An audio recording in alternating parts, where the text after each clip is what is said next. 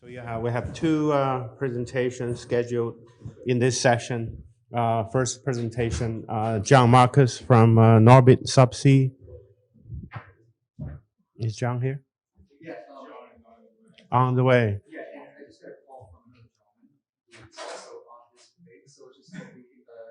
Is Adil here? Uh, is Adil here?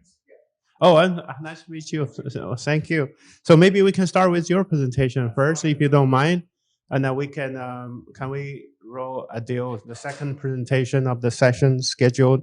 I briefly I just do a quick introduction. Adil from MarineTraffic. Welcome. You're based in Los Angeles.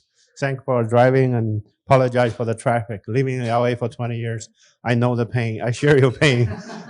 Now I live in San Diego, so so Adil is a leader in the maritime industry and expert in supply chain, maritime intelligence. He a co-founder of many startup companies in the maritime space, and he's a graduate from the Y Combinator startup. So many of you know Y Combinators. That's the gold standard for incubators for starting companies. So without further ado, Adil, your take it away.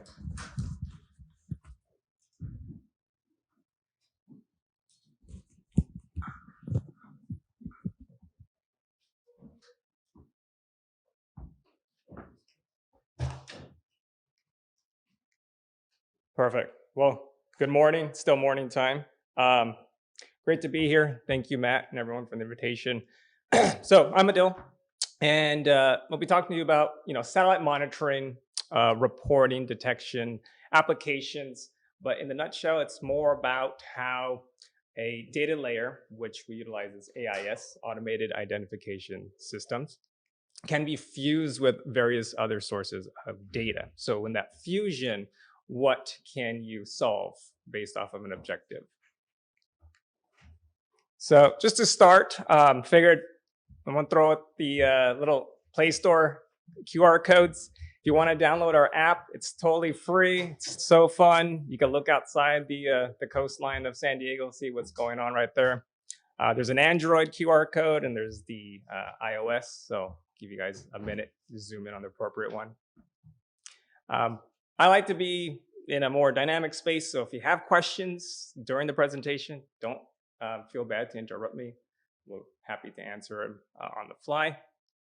But I think just a few more phones. All right. So a little bit about MarineTraffic. We've been in the commercial sector for over a decade. And our primary value prop is we are a maritime intelligence provider. And like I stated earlier, we utilize data based off of AIS. AIS, in a nutshell, was mandatory based in the 70s as a collision avoidance system for vessels. So vessels would utilize a range bearing on their position to alert them to any potential risk. In case there's inclement weather, you couldn't see them via radar or visually. So AIS helped to produce a way to see what's in the cloud, what's in front of them that is not obvious. And with this data, what we've been able to do is put a lot of analytics behind it, a lot of fun, cool algorithms, and we can see things that have occurred in the past, how they are in real time with the present, and in the next step of every industry is predictability, what is going to happen in the future. So a little bit more background on AIS. It is the Automated Identification System, and the ways that an AIS signal can be obtained are two means. One, little ground terrestrial stations. So we have a global network across many different countries, and they act as antennas. So when a vessel is within a vicinity of the shoreline and the vessels are pinging their positions and other data, we can collect it via these ground stations. Now think of it as your favorite radio station. The further away you get from it, you start to build static and you start to lose that station. So we've partnered with various satellite commercial vendors as well. So we supplement that gap via satellite AIS. So every geographic region in the world has a certain limitation, and that limitation can change dynamically because of weather factors, for example. So today you might be able to catch a vessel 50 miles offshore of San Diego. Tomorrow you might be only able to catch it 20 miles offshore via the terrestrial station. So we can supplement our data with the satellites above. Now with AIS, like I mentioned, its core was a collision avoidance tool. But what you do with that data can be endless. And I had put a poll for this session, so by all means, if you want to respond to them, I'll let everyone know what the responses were from the audience. Many different use cases. And it could go into safety and security at sea, security from a maritime domain awareness for countries for their EEZs and territorial waters, transparency in many regards, in fishing cases, logistics, supply chain, energy for a lot of offshore survey work for drilling purposes. There's many different uses of AIS when it comes to those types of operations. And it boils down to finance. Wall Street is a huge user of AIS because they can track commodities worldwide and place their bets and see what hits. So there's many different ways that data can be utilized and again fused with other data sources to solve a problem. So when we talk about AIS, what type of data is typically reported? So I took an example from a vessel yesterday, large.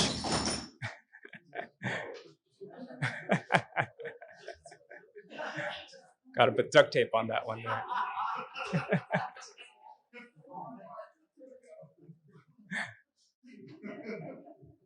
That's funny. So this container ship, for example, just looking at the screen here. So by law, and this is a loose term, captains and officers on watch should state their intent. So they should state where they are departing from and where they destined to in that leg. This provides authorities some awareness of what this vessel is, where they're going, what their purpose, etc., etc. And then they can also implement an ETA. And that ETA can be, it's what's called a reported ETA.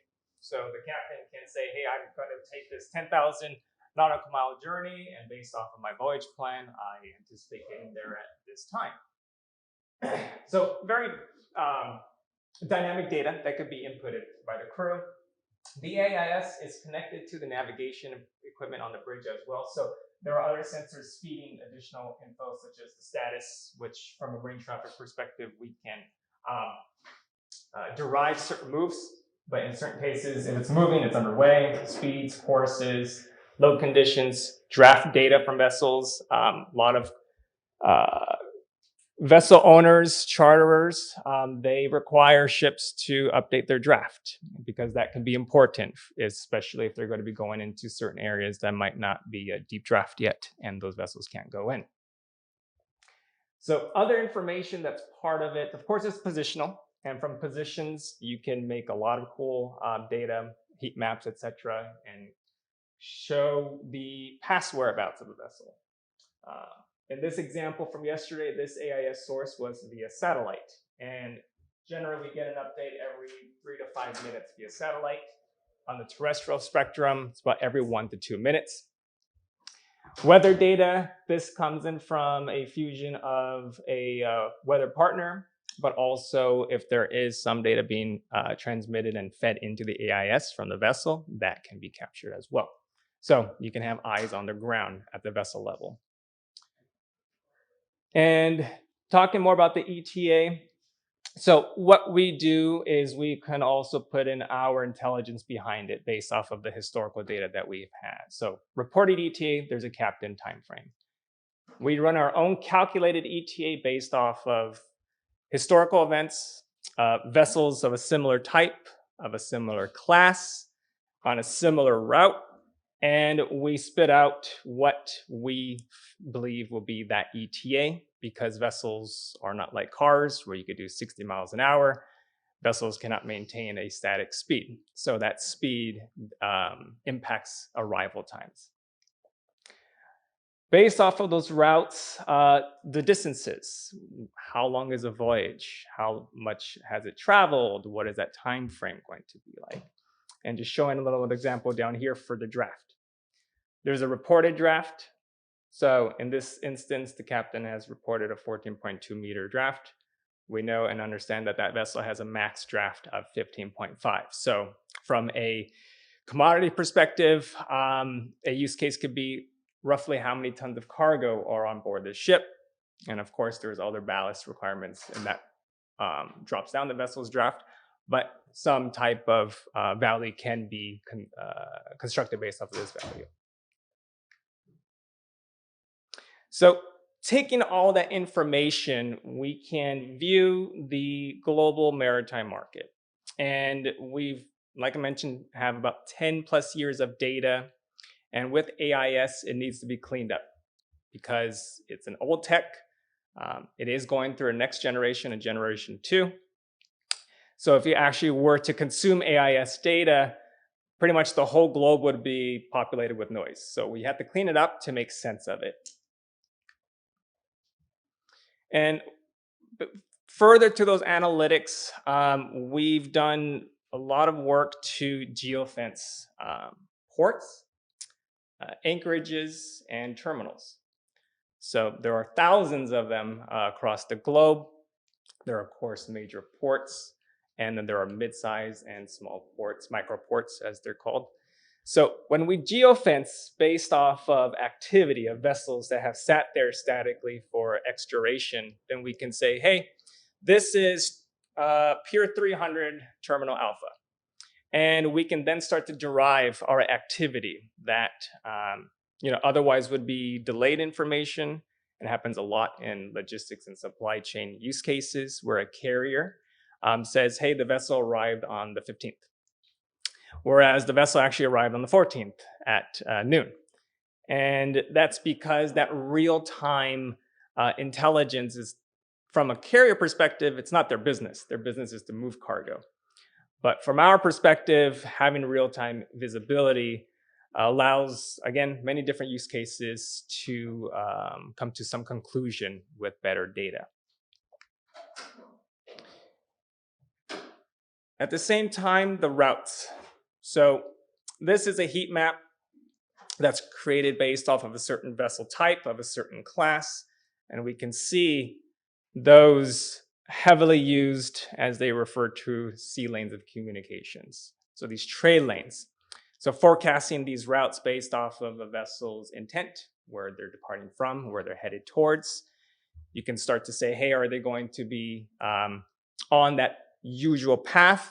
Or maybe they're deviating. Why are they deviating? What is the reason behind that deviation?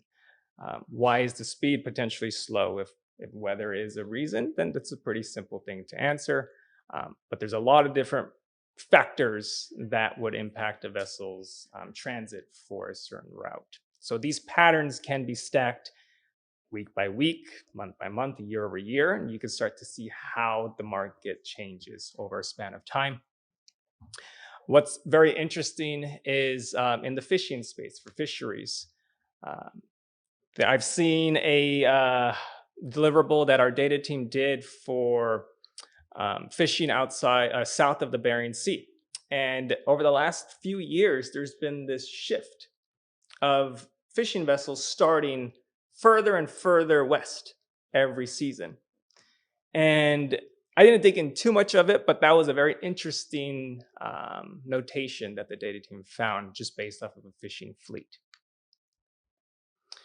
So on a daily basis, I checked today, there's about 337,000 vessels that are active today. And we collect all their positions. We can derive events based off of those geofences and other factors of the AIS. And we can build the world map. This is what is happening in terms of very well-traveled sea lanes by vessels, their types, etc. And this is the screenshot from this morning, or yesterday actually, just to showcase how the global market is moving. Green, and you'll see it on the app as well, represents cargo vessels. So that could be bulkers, that could be container ships. Red represents tankers, wet bulk. So they could be gas carriers. They can also just be wet bulk for oil. The pink-ish one, those are pleasure boats. So it's kind of fun to see seasonality, how everyone with their nice yachts tend to go to the Mediterranean in the summer times. Blues represent tugs and the offshore market. And peppered around are these little orange ones. And that is the fishing fleet. So you can start to see activities of what they're doing seasonally. But fishing vessels are generally old. They are running on slim margins, and equipment is subpar.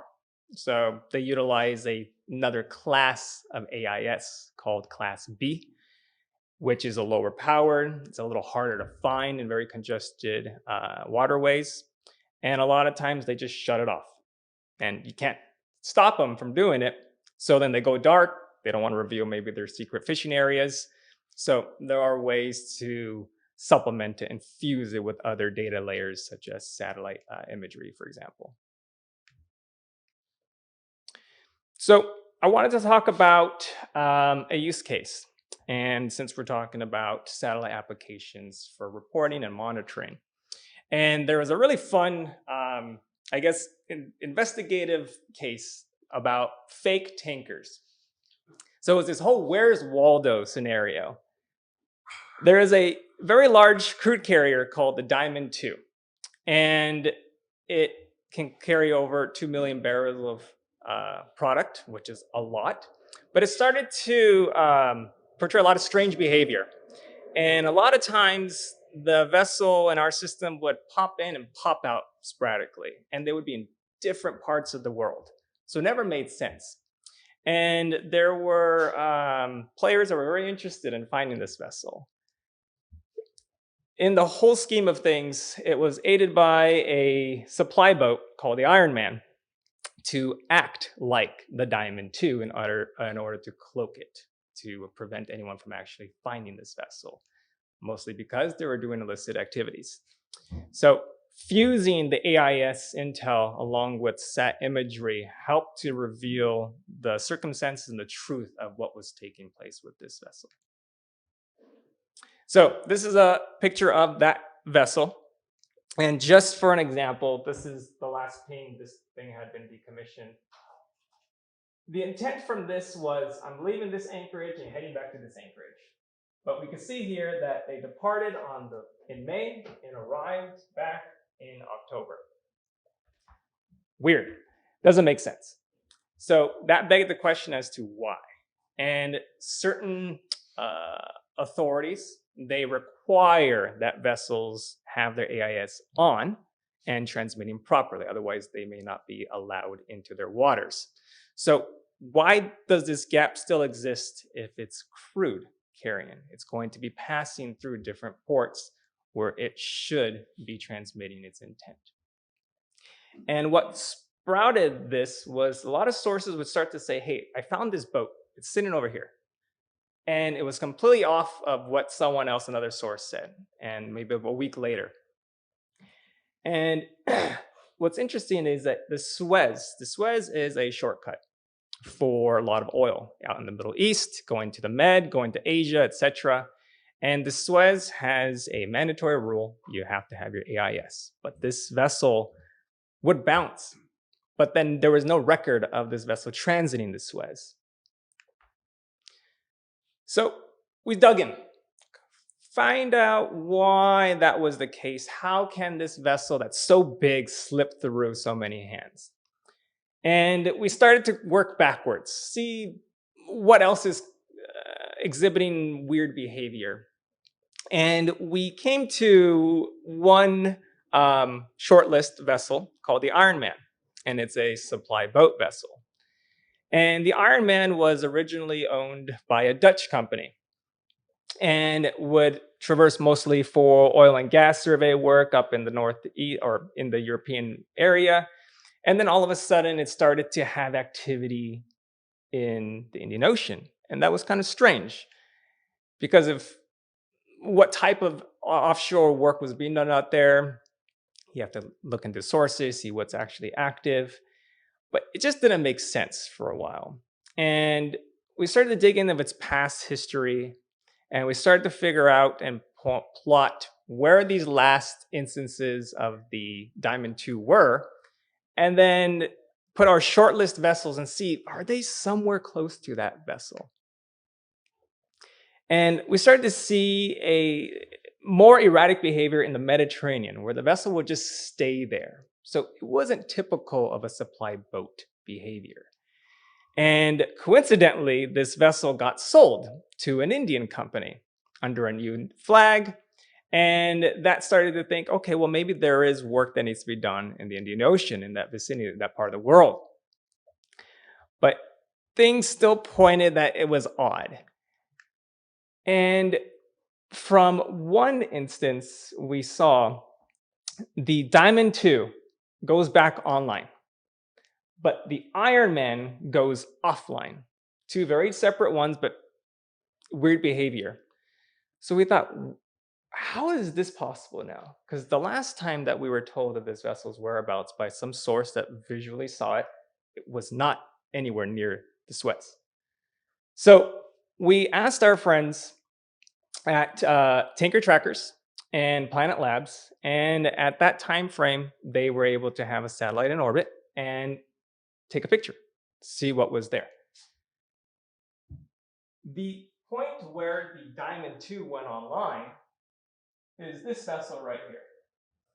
It is not the Diamond 2 because it is too small and the characteristics do not make it a tanker. That is the supply boat.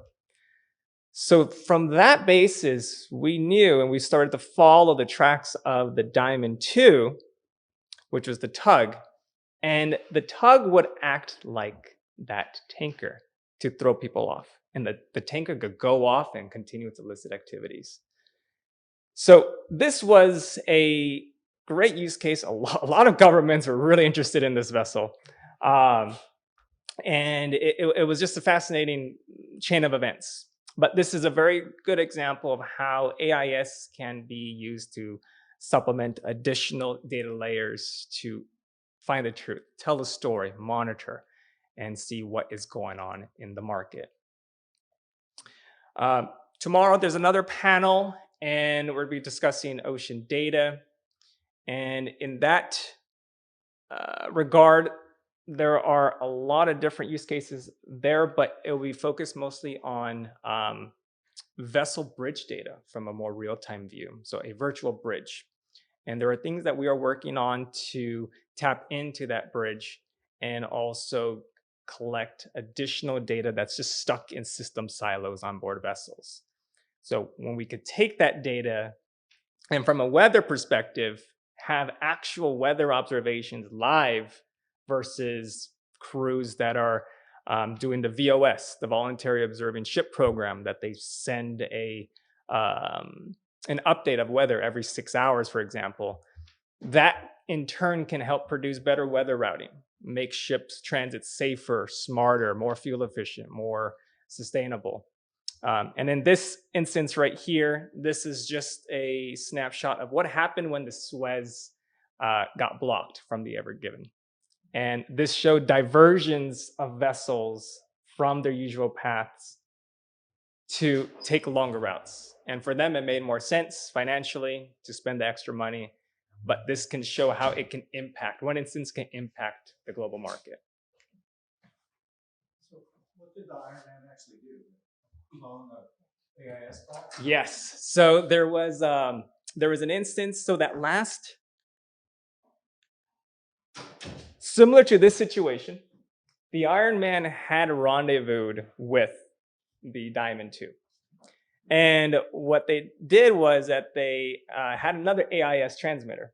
And so they reproduced the Diamond 2's information, because usually you have some authorized person that comes in and that knows what they're doing with AIS, installs it on the bridge appropriately. So they pretty much installed the second AIS on the Iron Man, mimicking the Diamond 2, and then pretty much just went off on its way. But this is an example of data that's locked in silos from the bridge. The bridge is connected via different means. They could be mechanical means for getting propulsion data, for example, but can't really collect a lot of that. But when you can harness it, you can really unlock a whole different view of the maritime world. Please go ahead if you want to reach out to me. That's a QR code. We'll save a contact card onto your phone. But thank you so much for your time.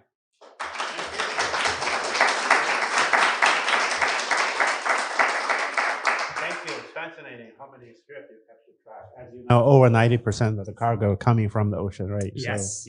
So maybe we can take the time to see if you have any questions. Is it John Marcus here? Oh, okay. Hey, welcome. So okay. So we're ask a few questions. Jonathan, and you're Jonathan. Who have a question? You want to finish the presentation? Maybe we can cue the question later. Thank you. Okay, welcome, John. Sorry, you the speaker? So sorry for the incidents for Norbit Subsea, right? So thank you for making the effort to arrive. It was a little bit stressful. Just on time. Having a flat tire on the roundabout, but appreciate that. And then we made it. Yeah, take it away. Okay, how do I switch? Just this There's button. a clicker there. Yes. Okay. All right. So I work for Norbit ASA at our subsidiary Norbit Limited USA. We're a manufacturing company of various products. We have a marine segment. We have segment of sort of RFID chips and tracking cars and trucks on the road. So we're really a technology company. A few years ago, we decided to make a sonar, and it turns out that everybody wanted to buy it. So that's where we kind of like our focus now. But for today's panel, I wanted to show another product by one of our acquisitions called Aptomar that we acquired maybe 5 years ago. And I think we're about 30, 40 something years old. I think we were founded in 1976. So along the way, we've done a lot of stuff, and now we're doing some acquisitions. So CCOP software by Aptomar is a new release from the Aptomar product line. It is software-centric, and it can ingest a lot of different data sources, as you'll see.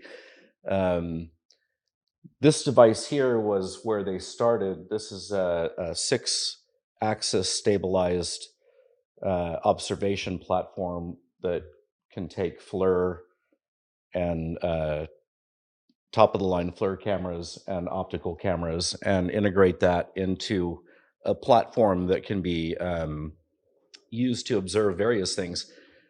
Mostly where we focus this product line is Norwegian Coast Guard, oil and gas operations, safety of navigation, safety of fisheries. These are all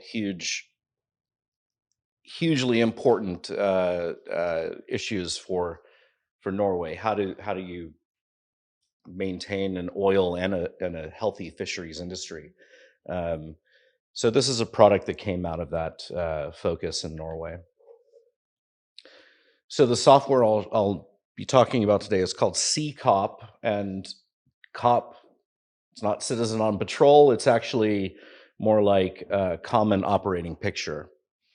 So it's an integration platform for data that allows the operator to sort of not fuse data, but visually fuse it, sorry.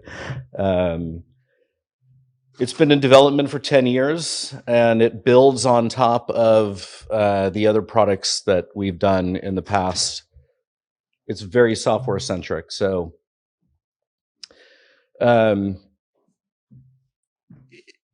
primarily, we're in the oil and gas field, but we're also getting into vessel management systems, AIS, looking at pollution and stuff like that. So the concept is that we can fuse visually any sensor, no matter where the data is coming from. Today, when we're talking about satellite data integration, most of what we do is integrating satellite data for reference, but you can do a bit more than that. We use Kongsberg Satellite Data Services. Oops, went the wrong way.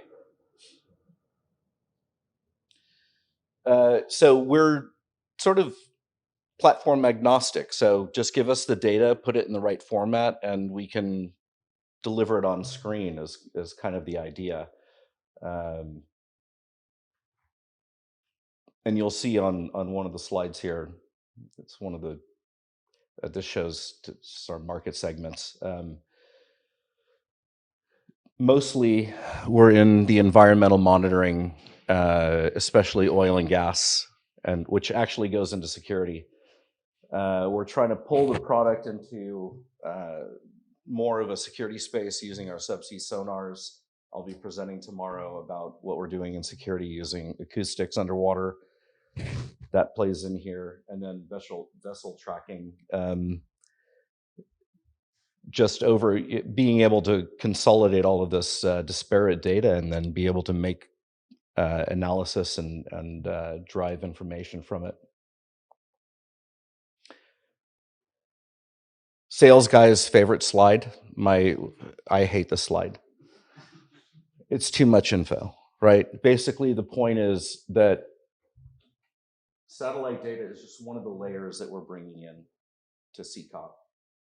And it's treated as a layer like Photoshop or something like that. And you can geo-reference it and you can overlay millions of other interfaces in. And then the important thing is to recognize in this slide that on the left is the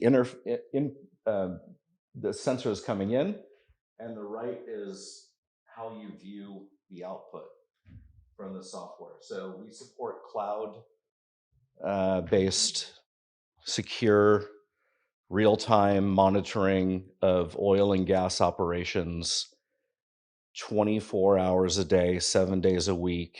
That's a service we provide. We use the software. There's gigabits of information coming in per second, and somebody's actually watching that for the sole purpose of making sure that there's no oil spill or polluter. So we can take in data from sonars, ROV information, USVs, usually they have a sonar on board if you're using them. We can do environmental sensors, subsea, like current profilers and sound velocity and oceanographic metadata. Also, we're looking now at including sniffers for emissions. So we can, and you see here, we can put a sniffer on a drone and then fly it out and actually real time the data back to somebody watching. And you can go out and interrogate various vessels coming into a harbor. That's kind of the idea. In order to enable the integration of all this data and make some sense of it, we have a workflow package. It's called Workflow, which is a great name. It helps you identify what do you want to get out of this data, what decisions do you need to make, and what can you derive from the data that's coming in. And it's as complicated as the amount of data sources we have, but you can basically create routines to automatically generate alarms based on some of the sensor output. And this is especially useful in the case where we're using third-party detection software to take in radar or satellite data. then process it, and then make it some kind of decision about what's there. So from that output, you can tailor your workflow and your processing and your monitoring according to what you need. So here's a simple example of satellite data overlaid in the real-time software, and then we have AIS data where we have we also integrate polygons to represent ship size. This is an oil and gas operation off the coast of Norway, FPSO, and supporting vessels. And you can see, for us, satellite data is really the fundamental base layer that gives the context of what the user is looking at. And it's actually really important. This data can be updated every day. So it's not like we're taking Google Earth images from 5 years ago. Some of our customers pay for satellite imagery updated at a very fast pace, which is expensive. But if you're doing oil and gas operations, it could be important. Let's go back. So this is how we bring in geo-reference satellite image data, and then everything else that you see here are... I always hate when I break the door handle.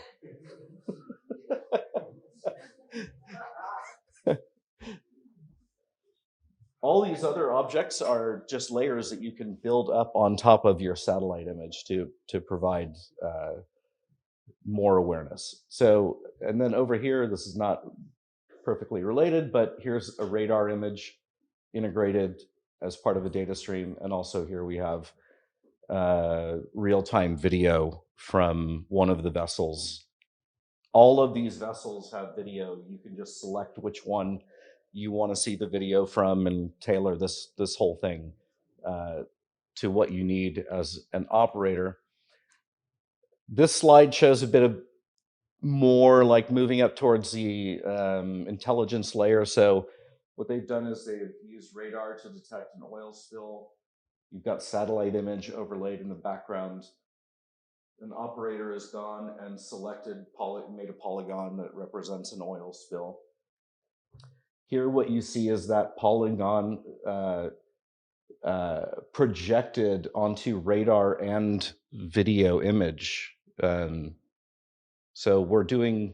this is the 3D aspect, is you can see your ship overlaid on, if you're doing any operation, having this level of data fusion provides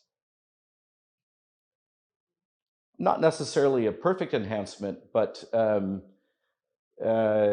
depending on what you're looking for, it could be critical. And so let's move on from there. All right, so I came up with like the simplest example I could to demonstrate how we take satellite images and AIS data, let's say, and use it in a context that is protecting fisheries and related to oil and gas. Oil and gas operations in Norway are incredibly regulated. Fisheries in Norway are super important. Oil and gas is also how they fund their entire country. So balancing the two is important. So 24/7 monitoring of all operations in the North Sea done by Norwegians it's just like what do you call it?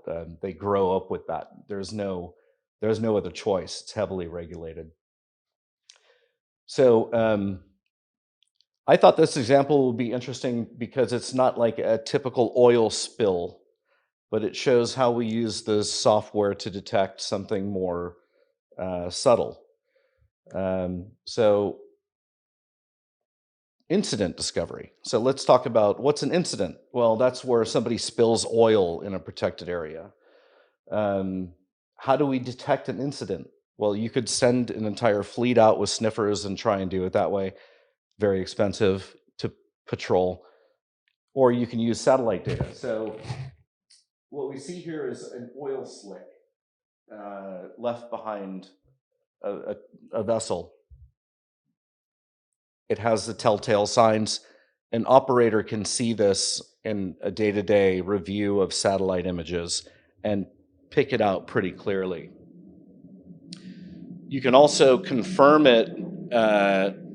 If you go on site, you could confirm it, but that's very expensive to go and deploy a vessel with sensors just on a hunch. If we overlay AIS data, then that's it, just another layer. You can see the exact vessel ID that is most likely to have caused that oil spill. I mean, it's just a beautifully simple example. 2 data sources, 1 operator. And typically the AIS data is coming from VHF or UHF radios. And I inquired about this because I'm not like, this is not really my product, but they gave me enough info and training. We also have, we offer satellite enhanced AIS data. So if you lose your radio contact, you can still get AIS data from a satellite. So I thought that was a good example, of how we just fuse 2 data sets really simply to solve a major problem.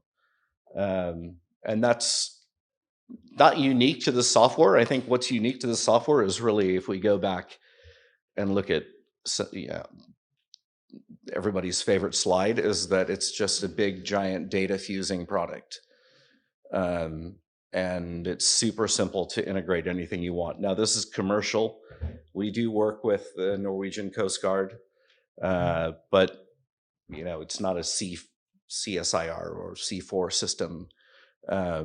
It does have the ability to do point-to-point compression for the data. But this is really a commercial system that's used in oil and gas and environmental awareness.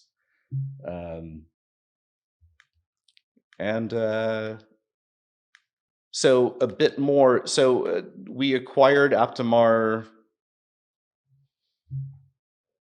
let's say 8 years ago. This is like the team that is heavily involved. So if you're interested in more about this particular software, it is a Norwegian product. It is dual use. I can put you in touch with any of these people, or you can contact me directly after the show, and we can do that. I also sell the product in the US, although my focus in the US is actually security systems using underwater acoustics. So I'll be giving a presentation on that tomorrow. But this is our surface product, and so I hope that made sense. And a little bit flustered after having that incident today, but go ahead. Yeah, thank you. Thank you for that presentation. Thank you. Okay, sorry for the glitch. Third speaker in the session. Yeah. Hey, everyone. I'm Janek. I'm an engineering manager at Quartus Engineering. Thanks for having us. Also, apologies for the scramble at the end here, but I'll try and go through this fast so that there's still time for questions. For those of you that don't know us, we're an engineering services company, started in 1997. The first 10 years or so of our existence was heavily involved in the analysis phase of product life development, but call it the past 15 years, we've come to be a full systems engineering group. So we specialize in the design, analysis, prototyping, and testing of precision systems. Usually that takes the form of opto-mechanical systems. Optical instrumentation is sort of our forte. And then because we have so much heritage analyzing space, it kind of was a natural fit to start putting optics in space. So that's kind of what we're here to talk to you guys about today. The key bullet here is that Quartus has been working to lower the barrier to entry for people to put their optical instrumentation in space if they don't necessarily have space legacy.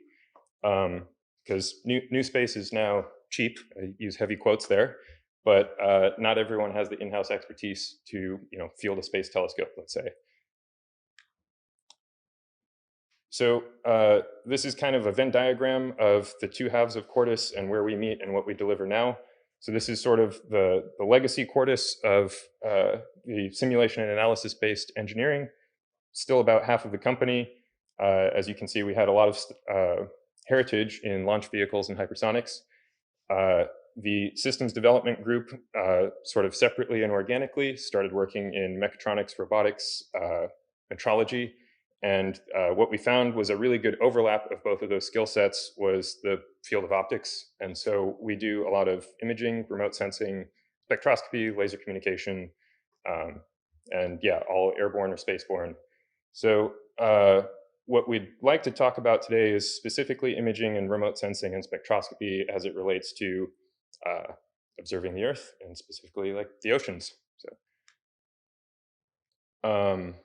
this, like the previous presenter, is a very salesy slide that I will try and go over quickly. But basically, Quartus's business model is to meet you exactly where you need us. So it could be that you have a pie in the sky idea and need help with requirements derivation, or it could be that you only need some small slice of high-end analysis.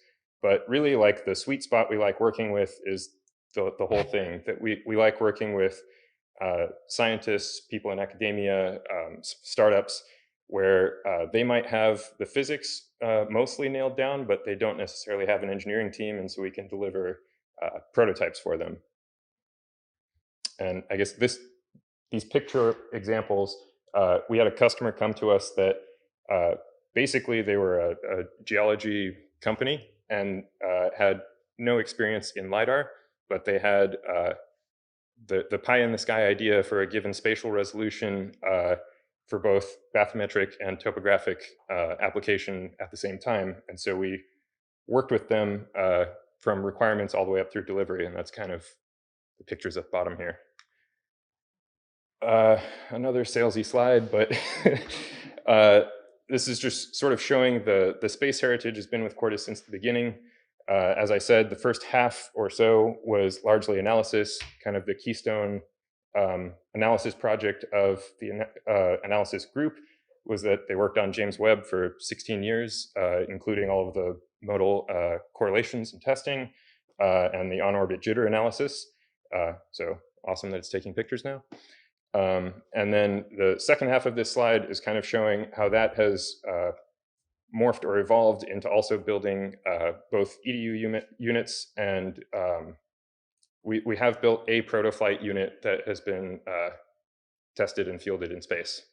And we're currently working a bunch of projects that will result in hardware delivery as well. So we're really growing into the optical payload in space industry.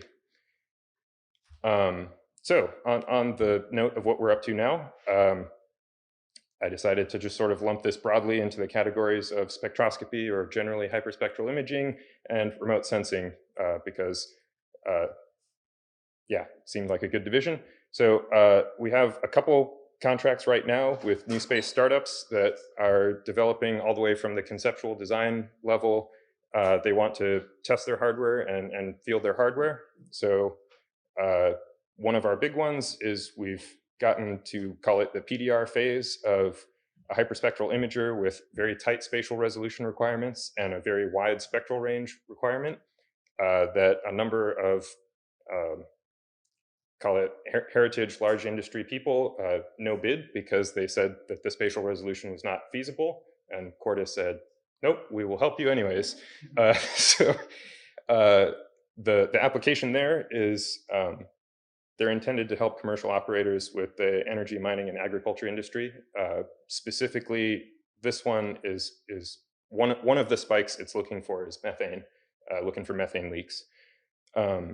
Another large project we're doing, it's going to be a constellation of at least 8 satellites, is an MWIR imaging system with very tight temporal resolution requirements.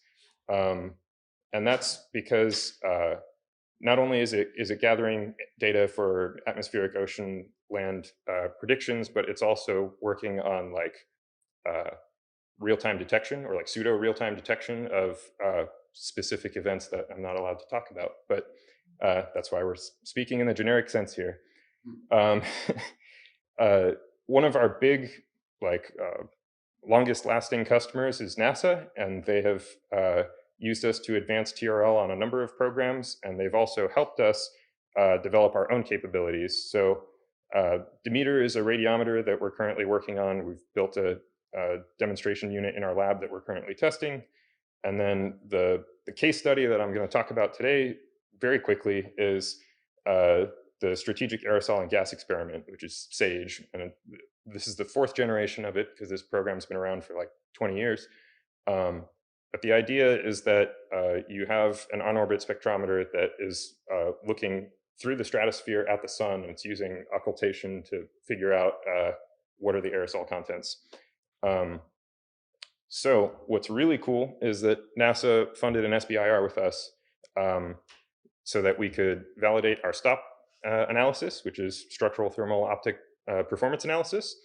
And they basically helped us validate the general design approach of using, call it like a optical template or like a general optical platform that other people could customize. So what we're trying to do is, in the same way that CubeSats have sort of standardized the form factor of small satellites, we are trying to make a library of widgets, optical widgets, that people can come to us and say, oh, we want a spectrometer, or we want a telescope, or we want a hyperspectral imager.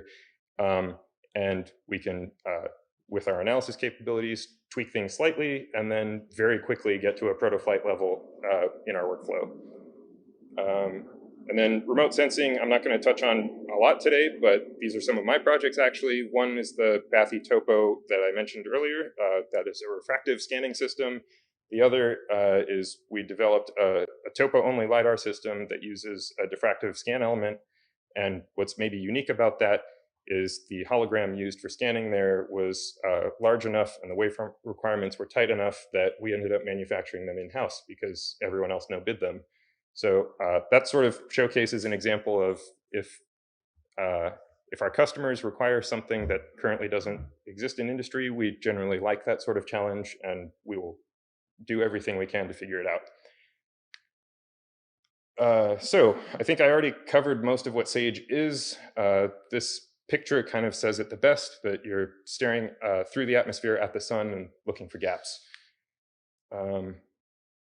This is sort of showing the original older SAGE generation products were like full-blown spectrometers, and the current SAGE is basically using filter wheels looking at very specific bands. And so we can reduce this whole thing down to a very small TMA, like a 3-mirror anastigmat, and then our spectrometer detector on the back. And then this is maybe the key slide here, is the SBIR that I mentioned allowed us to take what we had designed for a very specific program and then sort of generalize the approach for a number of other programs. And we now have data we can talk about publicly, as opposed to a lot of our customers, we can't do that. So you can see here, this was the CAD model, went through design review. This was effectively the radiometry model. It was stray light. Then we did our FEM, and then built up the EDU unit, tested it, and you can see the test data and the predicted analysis data on the top and bottom there. We were down to single nanometers off because we were measuring wavefront over temperature cycles, and the focus error predicted was within like 5 nanometers. So we felt pretty good about that. We are now leveraging this architecture in other programs, which is something we hope to do with a lot of future customers. Yeah, I guess that was as quickly as I could go through all that.